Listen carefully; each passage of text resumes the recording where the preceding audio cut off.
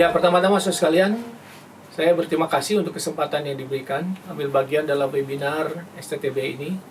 Dan topik yang diberikan kepada saya adalah mengenai teologi dan misi di Asia Tenggara, Southeast Asia.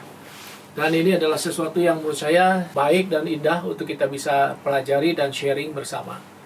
Saya akan bagi dalam 4 bagian. Bagian yang pertama adalah berbicara mengenai bagaimana teologi dan misi di Asia itu berinteraksi. Yang kedua, bagaimana kita itu bisa membangun teologi dan misi yang betul-betul related dan berdasarkan akan Alkitab, firman Tuhan. Yang ketiga, kita akan bicara soal teologi dan misi secara praktikal di lapangan.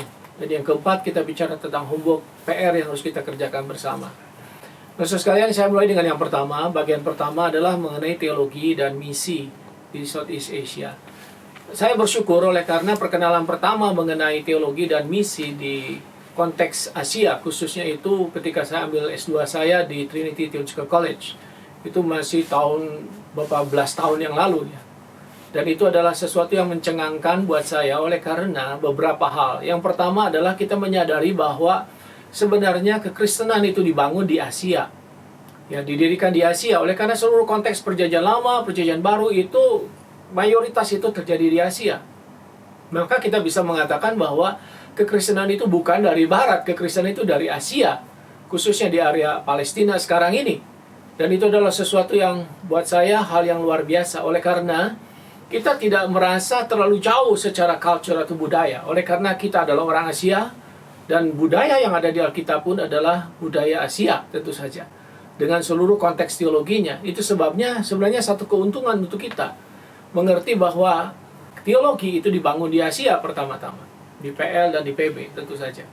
Ini menjadi sesuatu yang menarik karena dalam studi kita bisa mengerti akar root daripada seluruh apa yang kita tahu dan kita pelajari dan kita imani pada hari ini. Semua nabi itu berasal dari Asia, termasuk Yudaisme dan kekristenan itu juga kan dari Asia juga.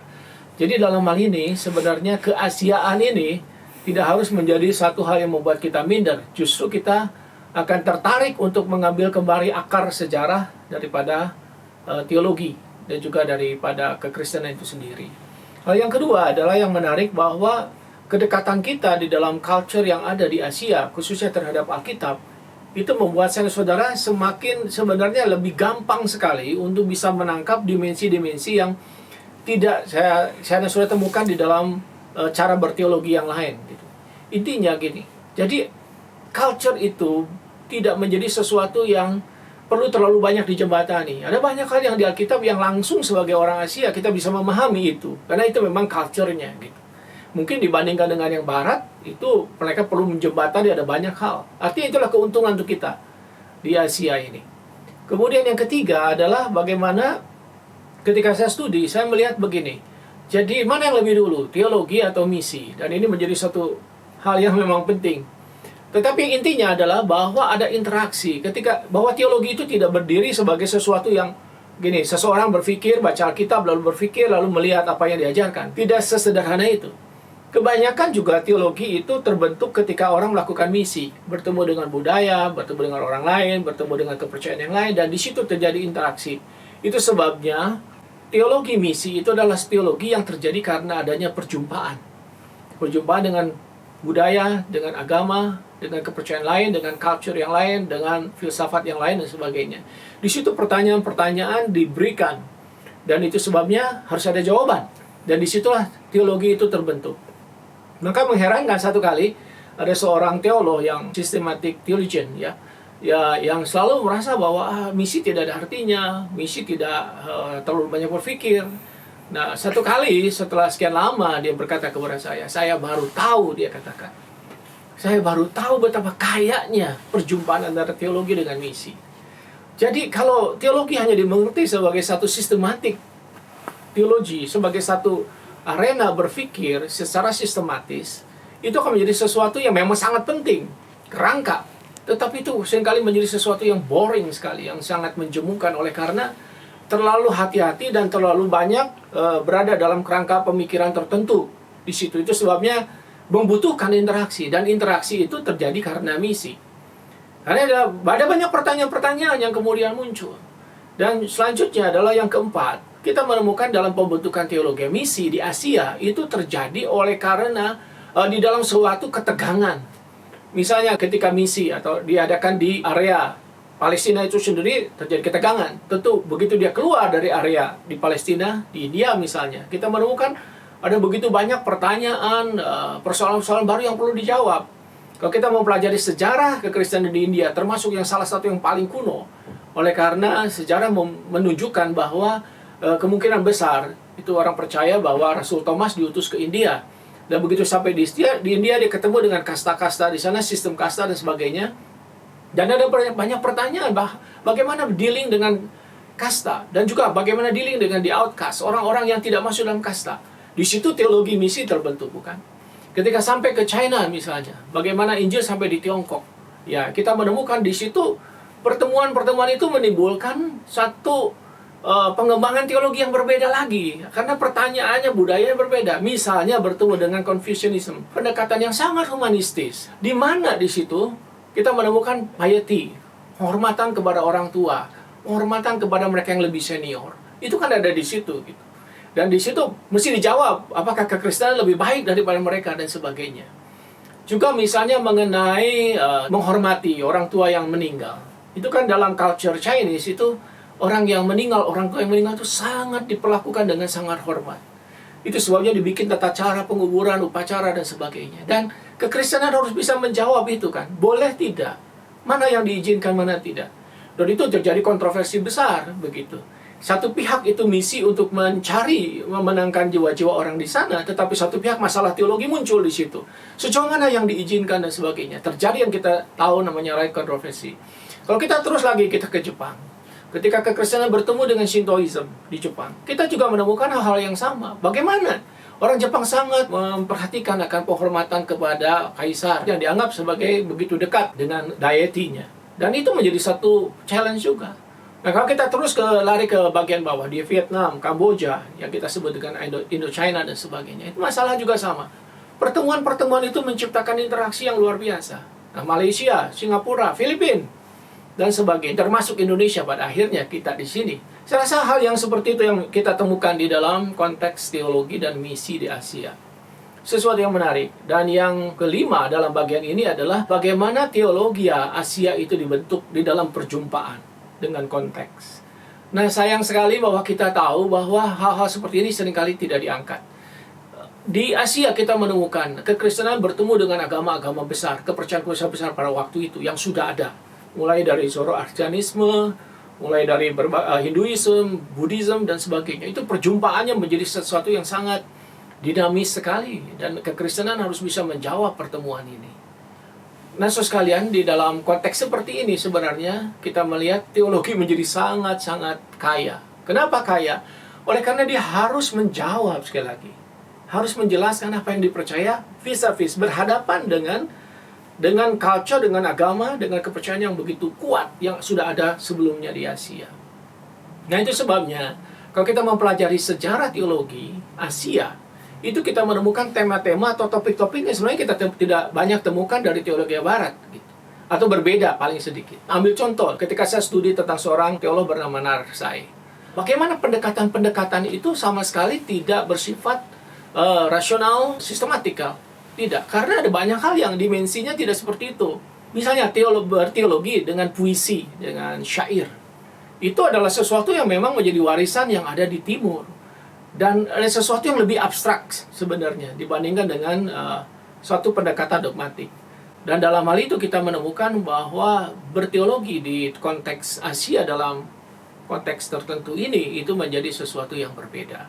Nah, saya cuma mau sampaikan bahwa interaksi antara teologi dengan konteks, teologi dengan budaya yang ada di Asia, pemikiran-pemikiran yang ada di Asia menjadi sesuatu yang sangat dinamis dan luar biasa. Dan itu membawa kepada kita sebenarnya satu PR yang besar, homework besar untuk terus-menerus melihat begitu, bahwa teologi yang kita miliki tidak bisa menjadi sebuah teologi yang rigid. Karena dia akan bertemu dengan tantangan, dengan case-case baru, pertanyaan-pertanyaan baru yang ada di budaya di Asia khususnya.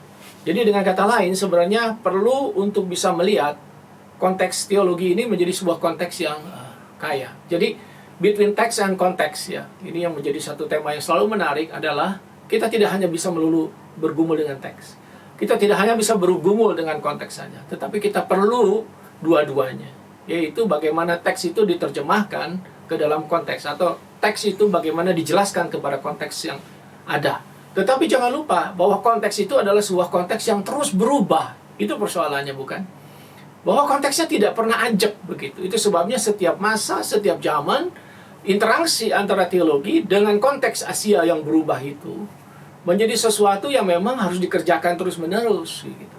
Kita tidak bisa hanya mengatakan oke, kita sudah selesai dengan ini. Tidak ada kata selesai.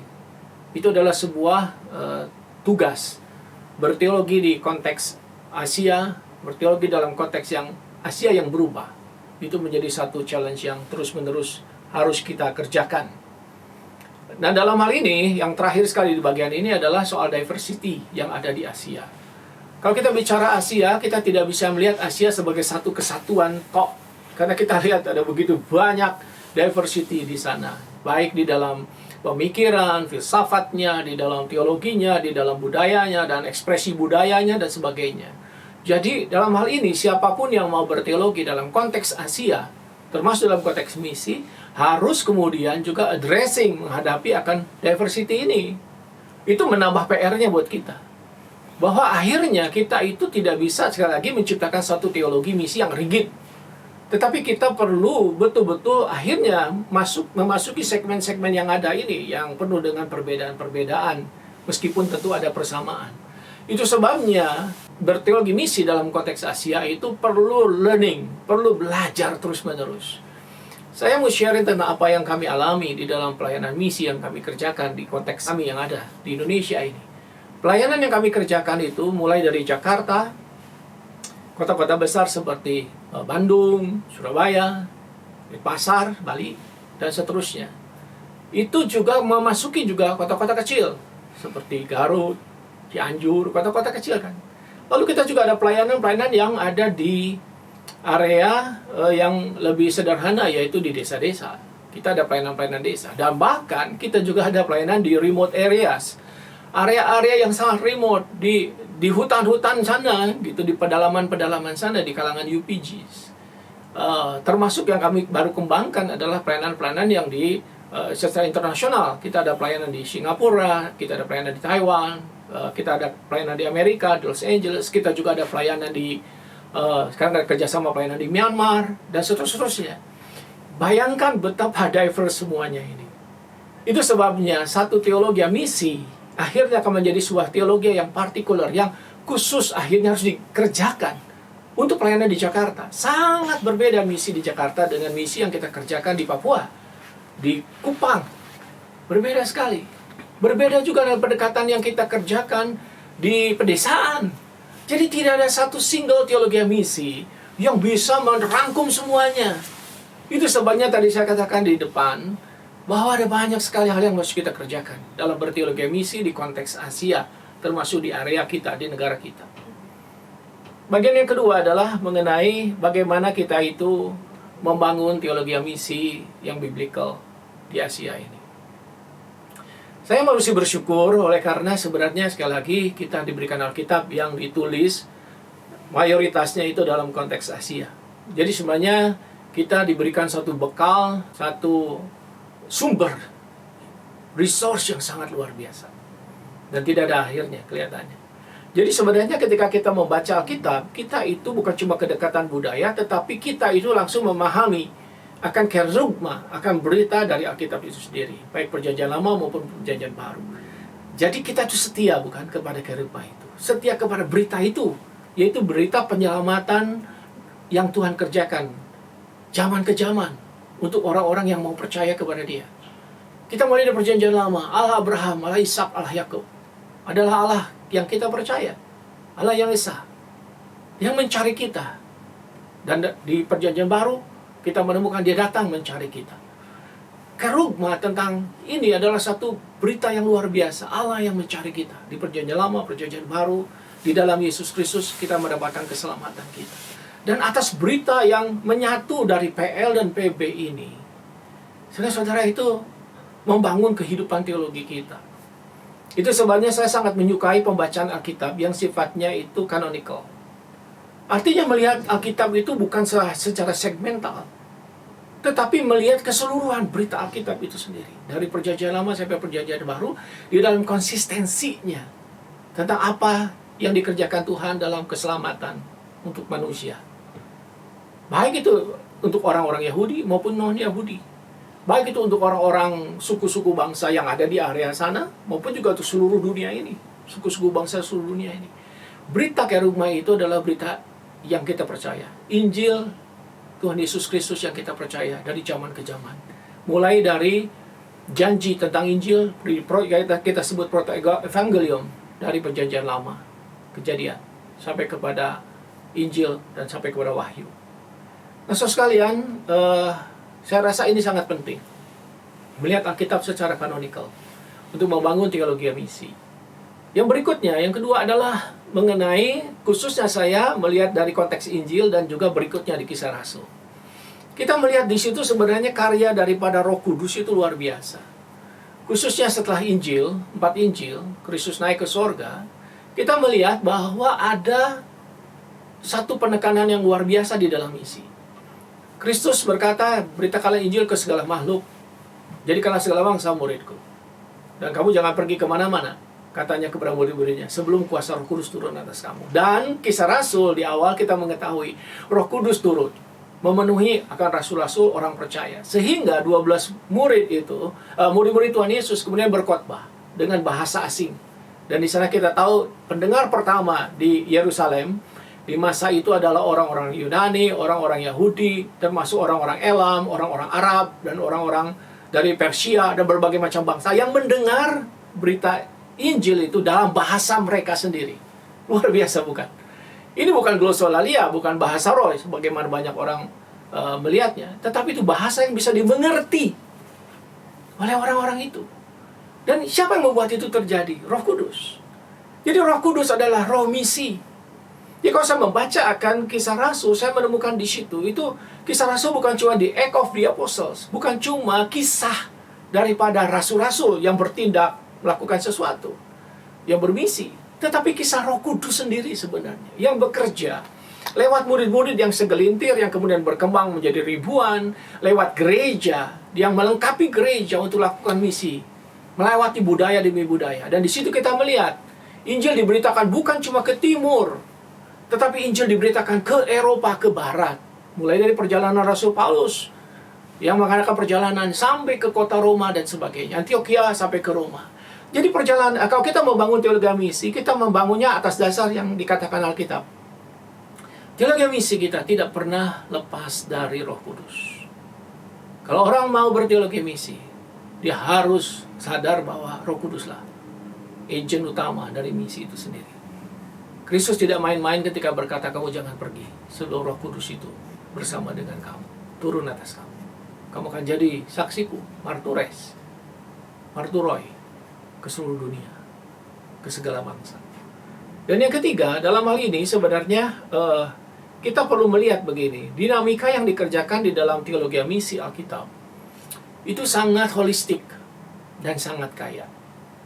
Artinya gini, ada banyak sekali dimensi ketika kita membaca akan Alkitab, khususnya perjanjian baru. Bagaimana sebenarnya dimensi-dimensi itu menyentuh berbagai macam aspek. Saya percaya kepada adanya berita utama di Alkitab.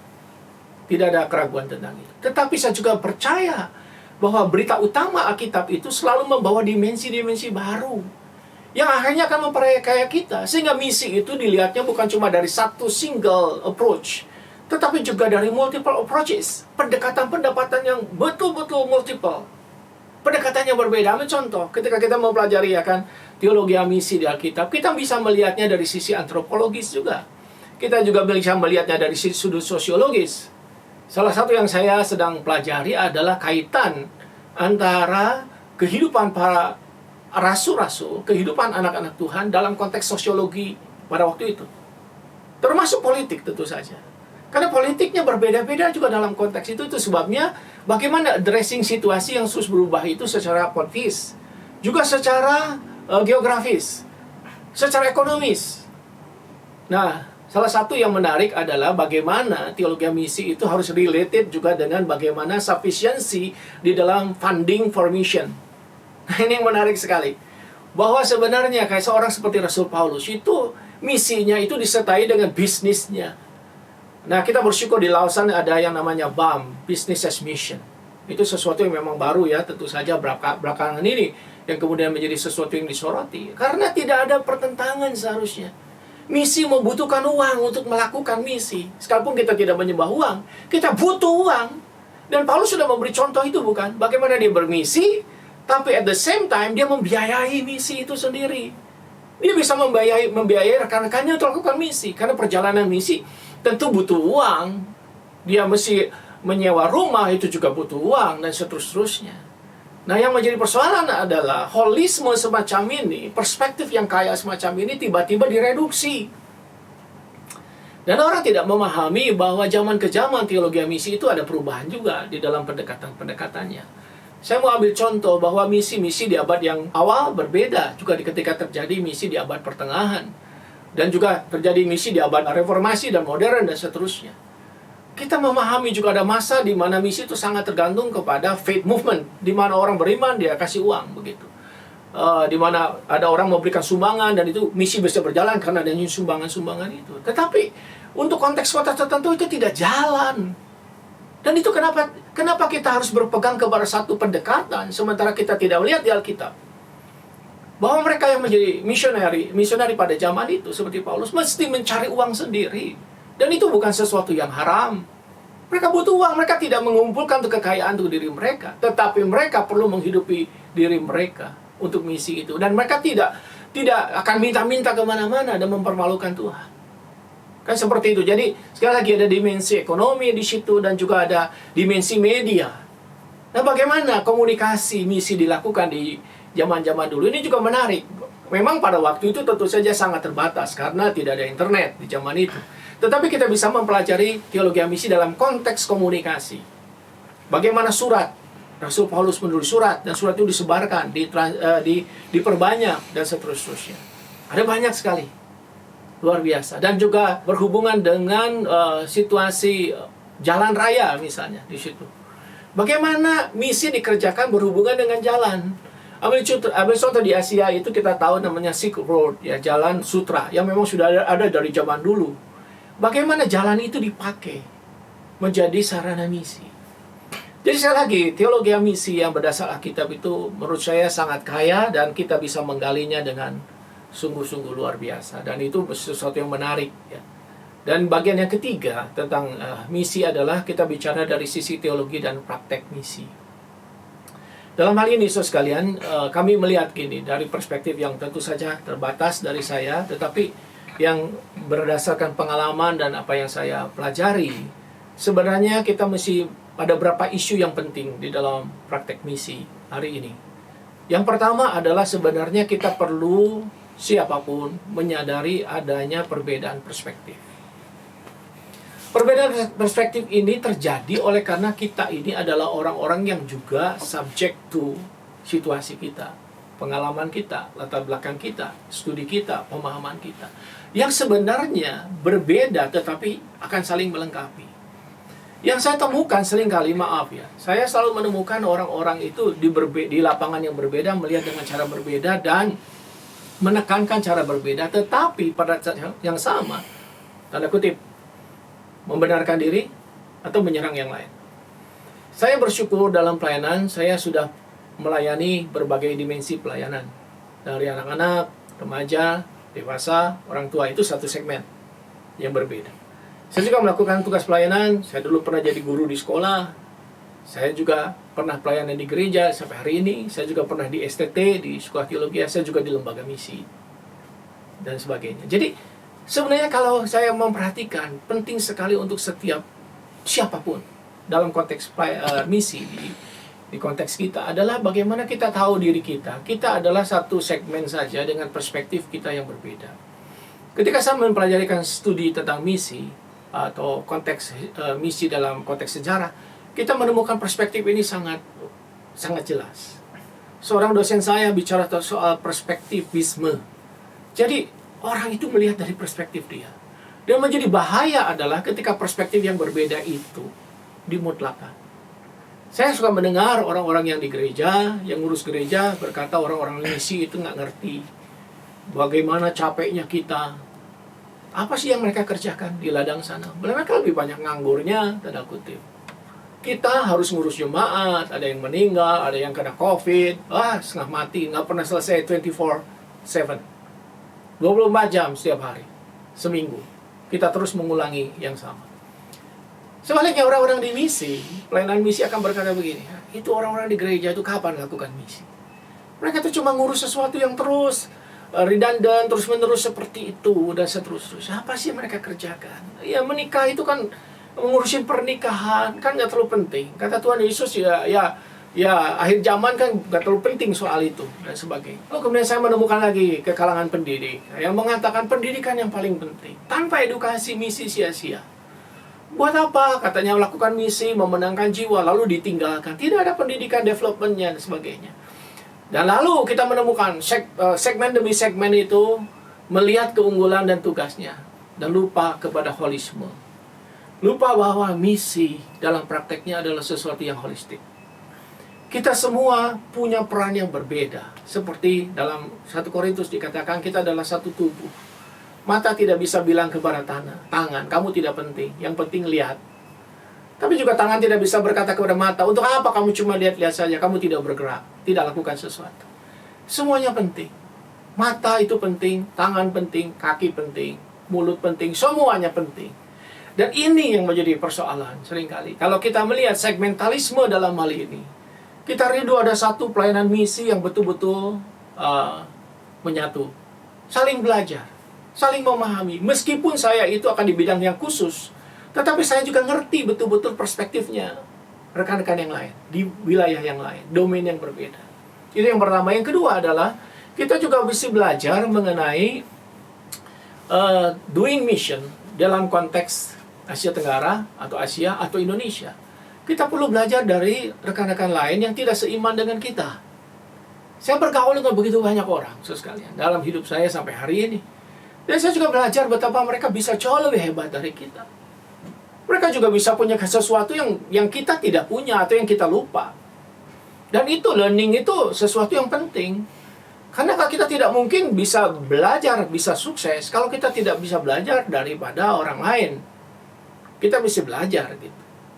Bahkan kemarin ada seorang yang saya baca mengatakan, seorang filsuf saja belajar kepada seekor anjing. Ya seringkali dinista, dia nggak apa-apa begitu. Tapi kan belajar juga kita. Jadi kita perlu belajar, sekalian. Dan kita tidak bisa menutup diri untuk selalu membuka diri belajar.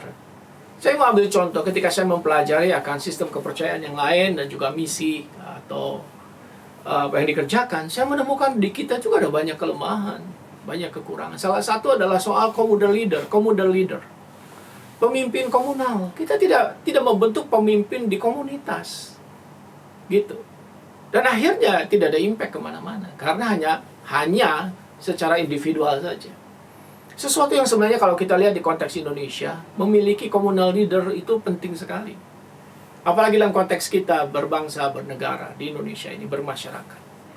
Oh, bukankah kita perlu communal leaders, pemimpin-pemimpin komunal? Yang itu saya tidak menemukan terlalu banyak di kekristenan. Dan yang ketiga adalah berhubungan dengan human rights, dengan hak. Di zaman sekarang ini sebenarnya orang semakin sadar mengenai hak. Gitu. Hak semua orang untuk tahu, hak semua orang untuk dihormati, hak setiap orang bisa punya pendapat yang berbeda. Nah, misi di konteks yang hari ini di Southeast Asia, saya rasa akan menuju hal yang seperti itu. Kesadaran tentang diri, tentang hak seseorang, itu menjadi sesuatu yang sangat penting. Dan ini sesuatu yang perlu kita respect. Salah satu yang agak mungkin ya salah atau keliru adalah seringkali gini, karena orang percaya orang Kristen itu nggak banyak, selalu memakai kata minoritas. Sebenarnya minoritas itu adalah kata yang paling relatif. Minoritas dari sisi mana dulu? Gitu. Kalau kuantitatif, itu pasti minoritas. Tapi dalam konteks lain, minoritas tidak selalu minoritas. Minoritas itu hanya dibicarakan di dalam konteks yang tertentu. Tapi kalau orang bicara demokrasi, orang tidak bicara minoritas. Kalau demokrasi itu orang bicara satu orang pun harus dihargai. Satu orang pun harus dihargai. Karena dia punya hak untuk tahu, untuk percaya. Setiap orang punya hak. Maka demokrasi itu tidak bicara minoritas. Bicaranya soal equality, soal kebenaran, soal bagaimana setiap orang itu dihormati. Ya, dalam hal ini, saya percaya ini berhubungan sekali dengan kekristenan dalam pelayanan kita. Kita perlu respect orang, tapi pada saat yang sama kita juga mesti mengerti haknya kita. Hak untuk menyampaikan pendapat, hak untuk menyampaikan apa yang kita percaya. 1 Petrus pasal 3:15 berkata, dan kita harus siap sedia memberikan jawab kepada mereka yang tanya kepada kita. Orang punya hak nanya kepada kita apa yang kita percaya. Sekaligus kita punya tanggung jawab menjelaskan kepada mereka apa yang kita percaya. Dan ini yang seringkali menjadi satu pertanyaan dari orang-orang tertentu. Kenapa doktrin penting? Doktrin menjadi penting karena menegaskan apa sih yang kita percaya. Jadi itu satu hal yang mungkin kita perlu pikirkan juga. Yang nextnya adalah, tadi saya mengambil salah satu isu yang cukup penting adalah mengenai business integrated mission. Salah satu yang kita lihat adalah soal di Asia. Asia ini lautan manusia, dan mayoritas manusia di dunia ini tinggalnya di Asia. Dan kita menemukan Asia adalah negara di Asia adalah developing countries kebanyakan. Nah, istilah developing countries pun sebenarnya adalah kata ini sesuatu yang sebenarnya disegmenkan oleh kalangan tertentu di internasional. Nah, kembali intinya gini, di Asia ada banyak orang yang hidupnya menengah ke atas secara ekonomi, susah, banyak pergumulan. Dan kita lihat kalau penghasilan GDP-nya dan sebagainya itu cukup rendah. Tetapi satu hal yang kita perlu ingatkan adalah, sekali lagi, kita sudah harus selesai dengan misi yang selalu minta-minta dukungan.